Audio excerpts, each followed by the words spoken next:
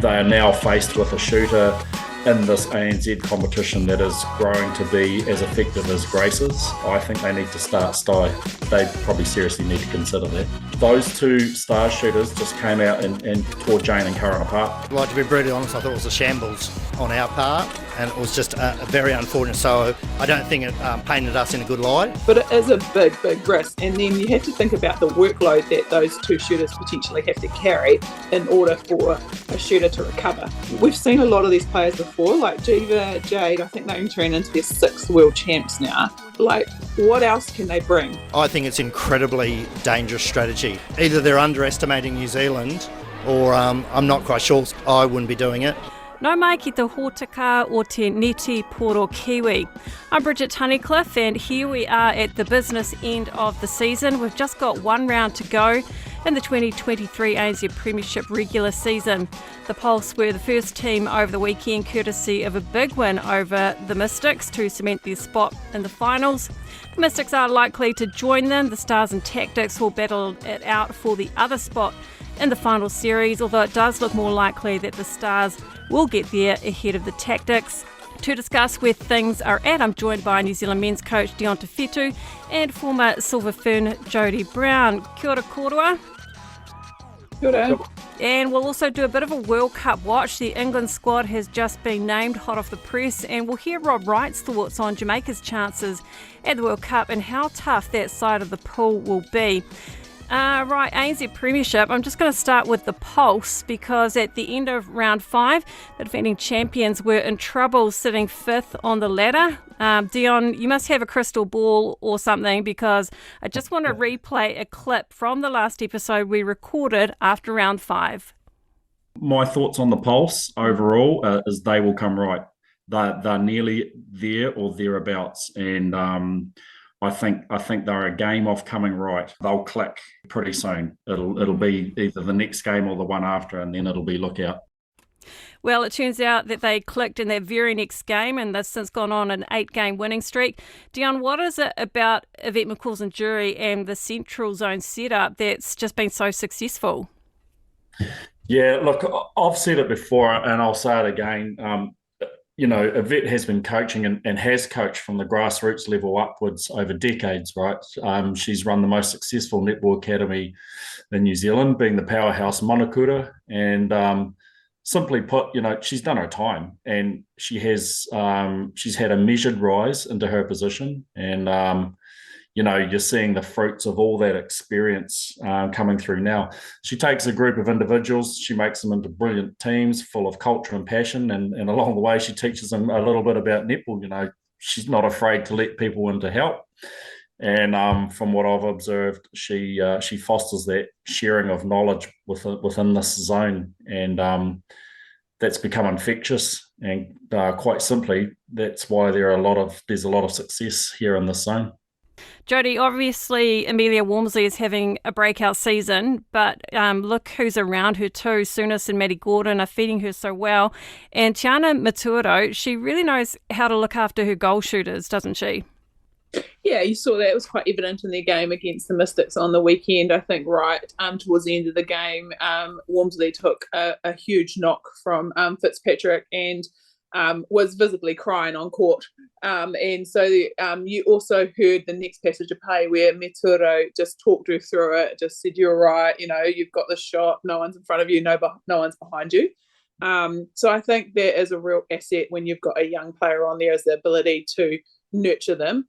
Because she did take a fair amount of whacking in that game. And I think just the ability to the feeds that are going in are putting her in nice positions. I think previous rounds, she just kind of takes the ball a little bit unorthodox. I think I did end up calling her a baby giraffe one day. But yeah, just the way that she's learned how to now protect herself and to protect the ball when she is taking it. But still lots to work on for her, but she's been outstanding this season. In that game against the Mystics on Sunday, the Pulse defensive line was excellent again.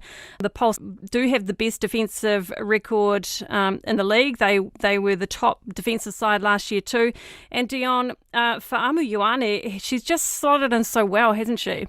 always been a fan since she was a youngster. And it's funny I say that because she still is a youngster. But yeah, she's just been seamless. I'd say she's come in there and she's just she's growing again this year, and she proved that in her game against the Mystics. She caused a lot of trouble. Yeah, it was interesting seeing Grace Weki was visibly frustrated at times with her feeders and with Peta Tuiava, which, we always talk about the dream connection between those two players, but somehow Ioane managed to negate that. Kelly Jury's also having a great season. She's got some real mongrel in her game, which, it's just taken her a while to develop. Let's go to the Mystics, second on the ladder behind the Pulse, but they have got the 2 games this weekend, Stars, then Tactics. I spoke to Mystics assistant coach Rob Wright after that loss to the Pulse. Let's have a listen. Pulse came to play and, deserved the win. I thought they were better than us today, and all credit to them. Plenty for us to go away with. Certainly, from a defensive point of view, they felt like they probably didn't really do their jobs well enough today, which and if you're not doing your job, then your unit's very hard to work. So at times it was just breaking down somewhere, which meant that our unit would break down. First quarter probably really killed us. Like it was probably, and both ends. Like I thought neither of our ends functioned particularly well first quarter. Grace looked a bit frustrated at times. Was there a bit of a breakdown in the attacking end, do you think? Oh, look, yeah, she did look frustrated, but at times I thought some of our choices into her weren't so flash. Maybe certainly at times I thought we probably needed an extra pass in there, but that means got to make sure that we've got to keep working to have that extra pass. I thought they forced us into some longer ball than possibly that we wanted. Sulu has never really come up against Amelia Walmsley before, so I guess it's a quick learning curve for Sulu as well. And we're very clear on how we wanted to play. That didn't quite work today, but that's okay. We'll take that away and go, okay, we just need to make some tweaks here and there and come back better next time. If you meet the Pulse again, what do you have to do better? Yeah, that's a good question. I might leave that. Yeah, that may not be for public consumption. There's certainly some things that we probably just didn't execute that we should have today, and we got found out because of that. So that's good learnings. It probably suggests that what we think is the case, but they were better today. They looked really solid and sharp, and they got the points. Michaela Sokolic-Beatson's having a great season. Obviously last year she made probably a bit tentative coming back from that injury. You think she's pretty much back to her best? I think she's having a great year, as you said, and especially after being out for a couple of years. I always think that first season back sometimes is a bit of a building year. So I think she has been pretty outstanding. And I thought probably today, probably our best player, I thought, from my point of view. She was solid. I thought she did her job. So, and then some of ours, a number would put their hands up and say they didn't do theirs. Not an easy final weekend for you. Oh, no, it's back-to-back as well. So, fantastic opportunity to regroup and stand up because, every game's incredibly difficult. So what it does, hopefully we're in finals, and that means that all this is then preparing us for when finals come. So we just got to be a little bit better. Do you know if Monica Faulkner might be back next week? Do you know if you're going to have her? I'm not sure. She's certainly dealing just with some personal stuff. So that's a sort of a week by week. So we'll just wait and see. So Jodi, not having Monica Faulkner as an option, it's been 5 games now. That's probably putting them at a bit of a disadvantage right now.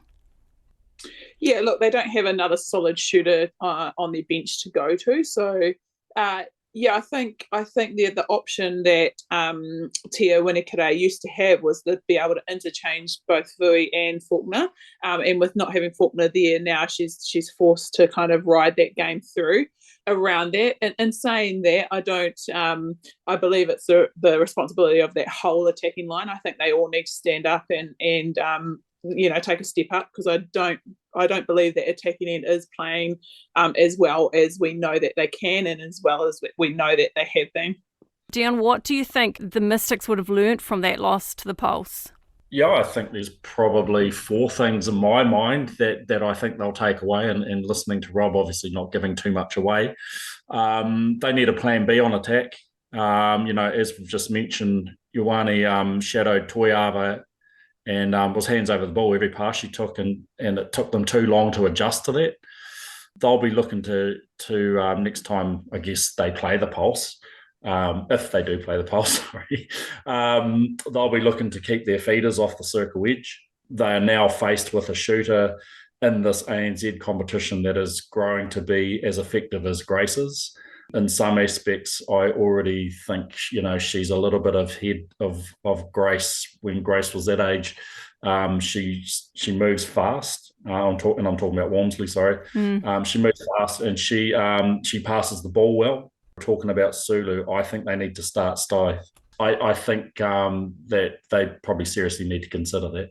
Just my opinion. Yeah, well, it's a solid option for them, and she did a really good job when Sulu was injured.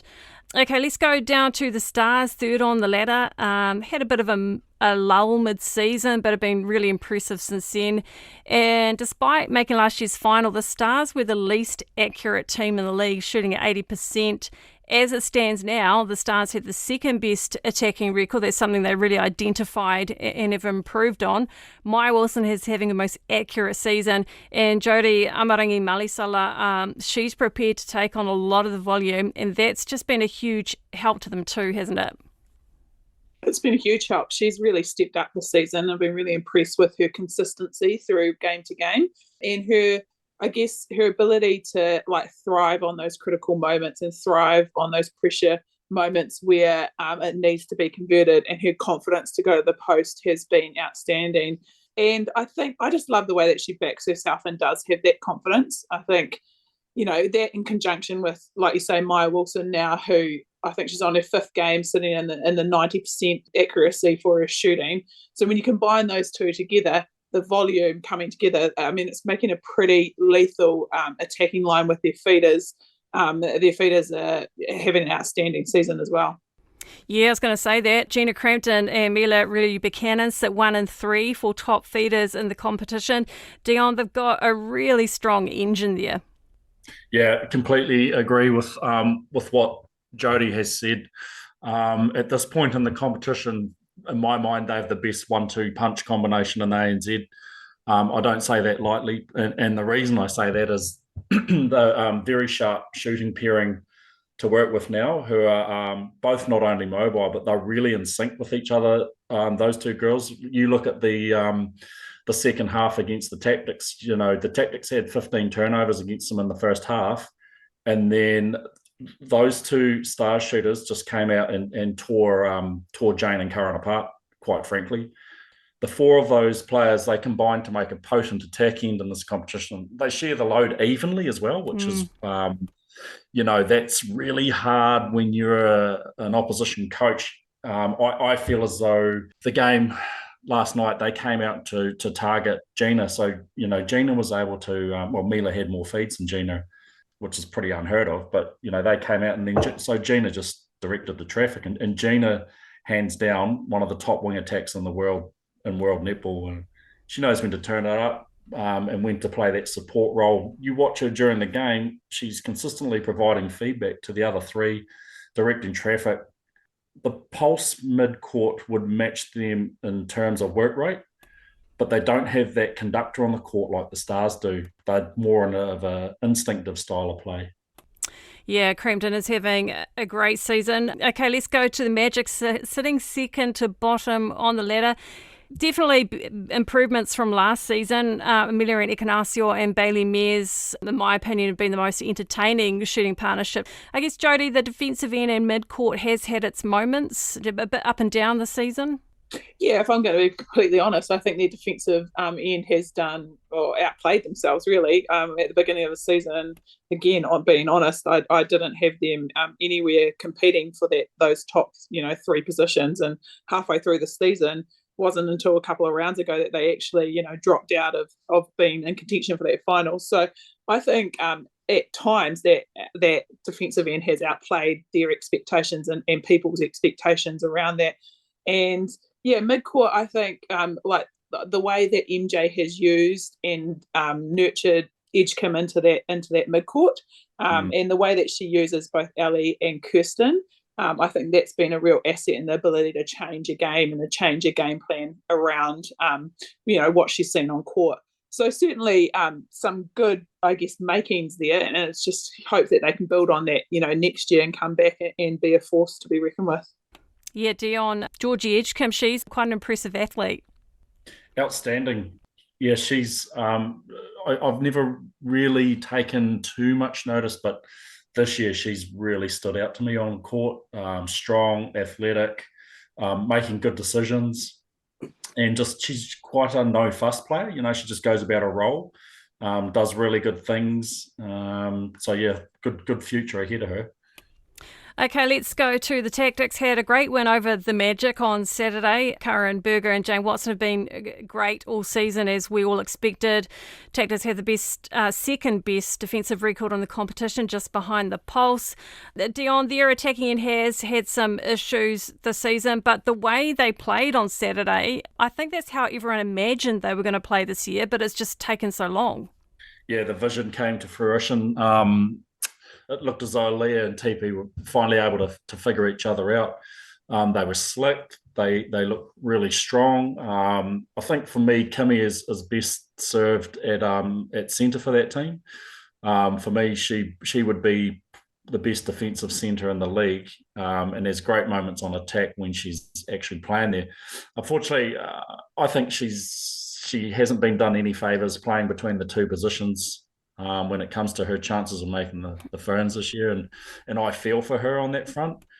And again, my opinion on Malcolm hasn't changed. She's a good player in her own right, but we just don't need an import mid-court player in this country.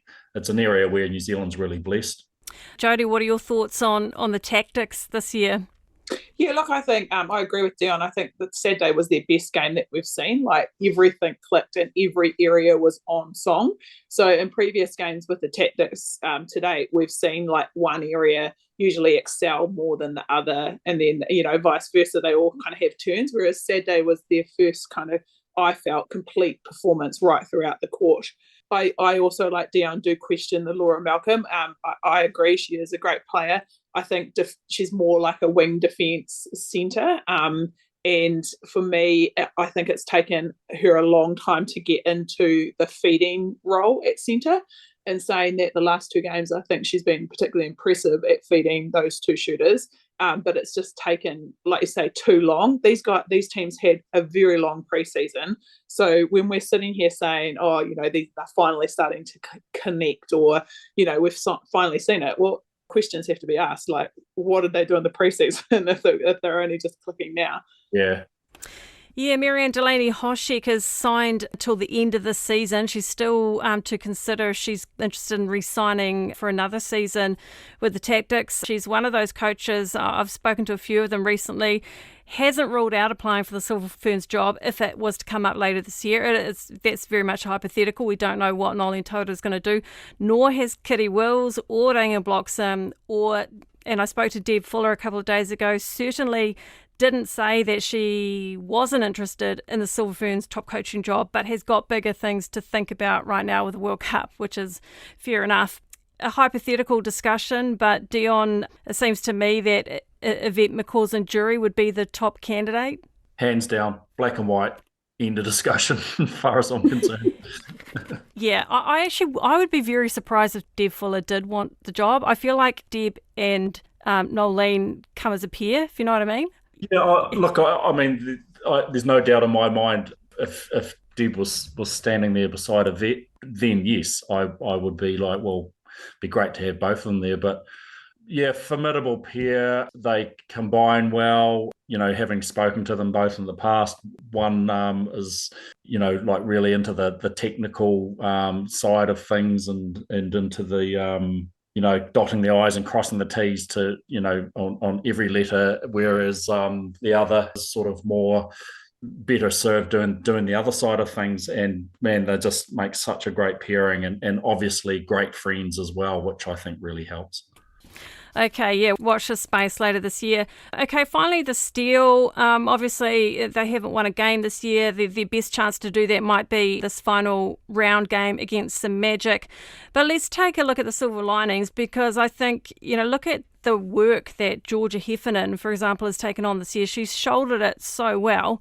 And Jodi, I feel like this season has set her up well for better times ahead and maybe higher honours.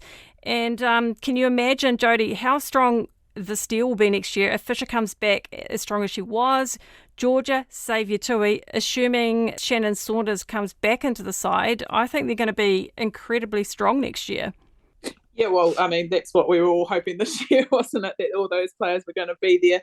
I mean, you have a look at all those, injuries, pregnancy, Saviour Tui not, I think last night was her 4th full game of the season. So even with her being fully fit right from the beginning of the season, would they have got some more wins? Would they have been more consistent? I mean, again, crystal ball glazing, but I think if you have a look at that team on paper with who they were supposed to have, it does look like a really strong team and they could be up there fighting. So let's hope that they can keep that team together. I think it's going to be a very, very hard ask for Rianga Bloxham should she sign again and should the franchise continue. I think you're going to have a tough time signing some of those players. You can see like the likes of Kate Burley, she might want to go home to Auckland. There's opportunities up in Auckland teams with there. So I think they're going to have a tough time signing the exact same team again. Yeah, I think you have seen the Mystics and now the Steel fall apart this year as a result of losing their starting goal shoot.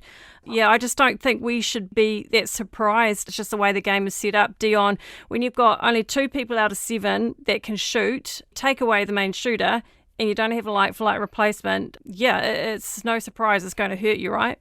Yeah, it causes problems. And I guess to my point earlier about import players, yeah, I think someone on the commentary team mentioned the other night when the Pulse were playing, it's a shame that they couldn't have borrowed Joyce and Vula.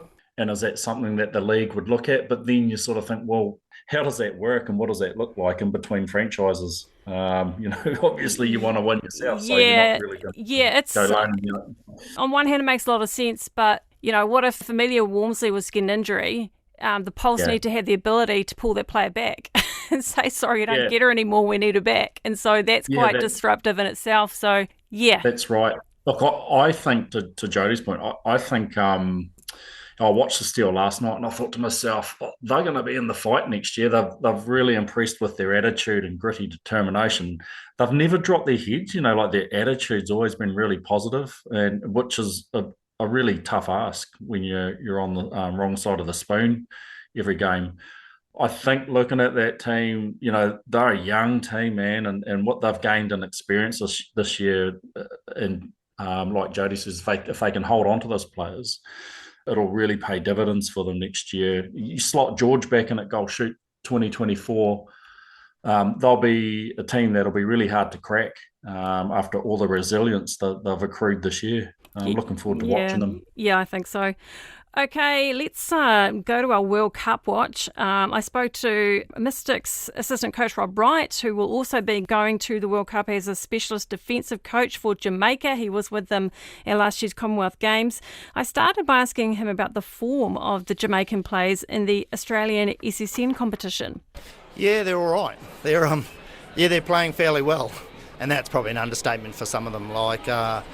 They're world class, really, and so let's hope they can continue with that form leading into Worlds, because that'll be exciting.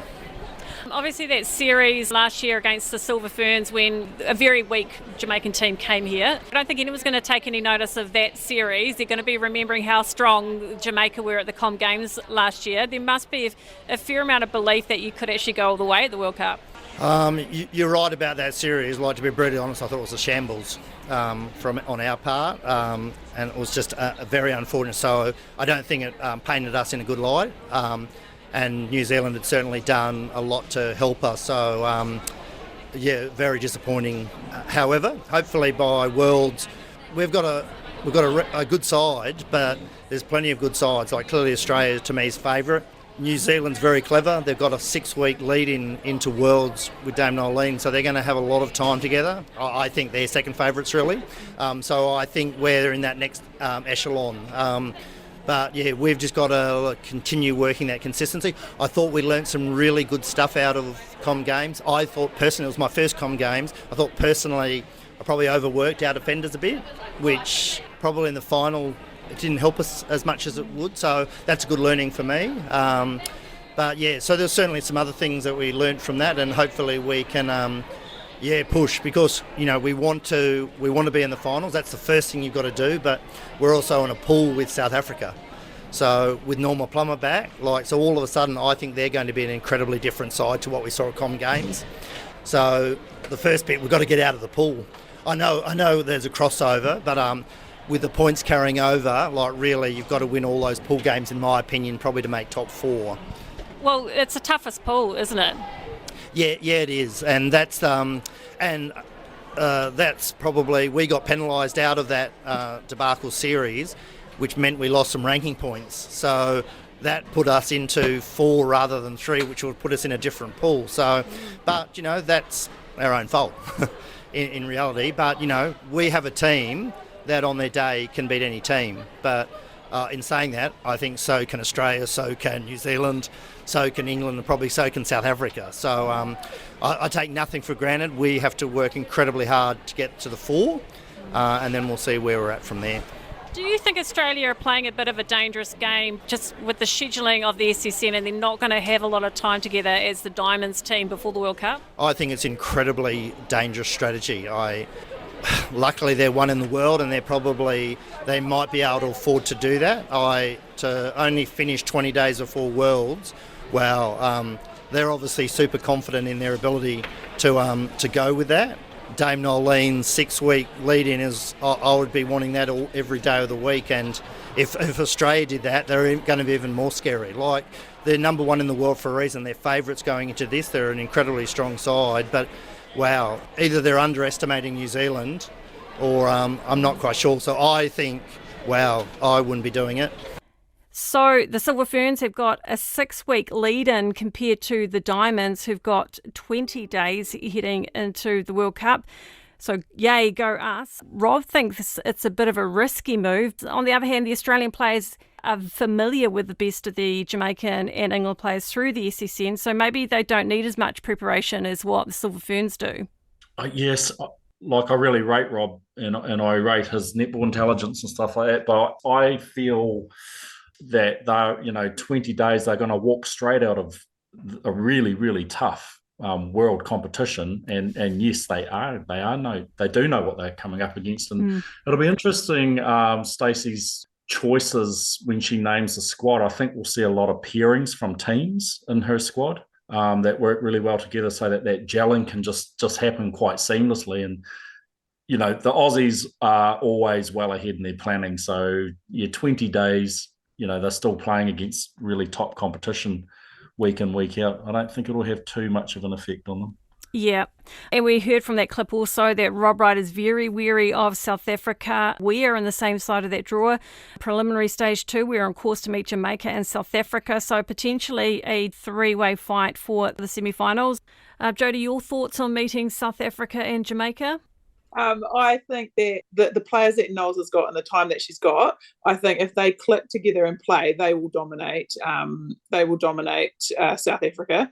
I would be more wary around Jamaica. I think the ability to shut them down being so unorthodox. I think just going back to what you were talking about with Australia. And their lead-in time, I think Dion's right. If you have a look at Australia, when you're gelling teams together, they really only play one kind of style, whereas with New Zealand teams, you have so many variety within our ANZ champs of the different game plans and styles that players play. So the ability for Knowles to have that time to gel together, to put all those styles together so that they're all on the same page, is going to need a little bit of work. But when they do get on the same page, I think we've got the ability to change our style of play and the way that we play to suit the different countries around the world. Yeah. Okay, let's quickly talk about the England squad for the World Cup. That's literally just come in. shooters, Ellie Cardwell, Olivia Sheen, Helen Halsby. Just the 3 genuine shooters have been named, remembering obviously Jo Harton recently retired from international netball. Mid-quarters, Nat Metcalf, Chelsea Pittman, Imogen Allison, Jade Clark, Laura Malcolm. So 5 mid-quarters, and at a pinch, I guess you could have Nat Metcalf as a backup goal attack, and 4 defenders, Fumi Fadoju, Layla Gusketh, Jiva Mentor, Fran Williams. Reserves, Halimat Adio, Amy Carter and Sophie Drakeford-Lewis. Jodi, so only 3 shooters, but I don't think there's any way Jess Selby would have done that if it wasn't for the fact that you can take 3 reserves now. So if one of those 3 shooters got a serious injury, she could pull Sophie Drakeford-Lewis in. You were at the Glasgow Commonwealth Games in 2014 when the Silver Ferns, I think Maria Folau, Catherine Latu were dealing with injuries. I mean, it can really stuff you if you have injuries in the shooting end. Yeah, look, I think this is a really interesting one, because when I was thinking about our potential Silver Ferns team, I was thinking, you look at a Grace and Amelia, and they're going to do the bulk of our work in terms of, shooting in those last, few games in the finals playoffs. So I did have a thought of taking 3 shooters as well. And then my mind quickly went back to 2014 with my predicament that I had at the Commonwealth Games, where I was the only shooter standing halfway through the tournament. I think it is a little bit of a risk taking 3 shooters, because say Helen Houseby has an injury throughout the tournament, but you don't want to rule her out because you need her at that final end of the tournament. Do you risk then only having 2 shooters in there? I know you got Nat Metcalf, Chelsea Pittman can also shoot as well, but it is a big, big risk. And then you have to think about the workload that those 2 shooters potentially have to carry in order for a shooter to recover. So interesting team, but I kind of like it, and I kind of think, it's just going to be very interesting to see what happens. Yeah, I'm kind of surprised that Pittman has been named rather than Sophie Drakeford-Lewis, because Drakeford-Lewis is she's good at wing attack, but she's genuine goal attack as well, and she's very elusive goal attack and has kind of run circles around our Silver Ferns defenders at times in the past. Dion, what do you think of the Roses team? Well, there's a ton of experience in there. And I think that there'll be a ton of retirements after the World Cup. So, you can't doubt a coach, an international coach at that level, and the team that she wants to select and the players that she wants to work with. Yeah, like I say, there's a heap of experience in there. I'll be interested to see how they pull up once it gets a bit deeper into the tournament. My questions for the England squad are, though, we've seen a lot of these players before, like Jiva, Jade. I think they're entering into their 6th world champs now. And what else can they bring? So we've seen them 6 times already. What else can they bring to make, really make sure that those end games count for England? Yeah. I think Ellie Cardwell is going to be a big test for a lot of international defenders as well. I think the saving grace for England is that, thank goodness for them, she's going to have a season of SCCN under her belt, because that's taken her game to another level. Yeah, correct. She's awesome.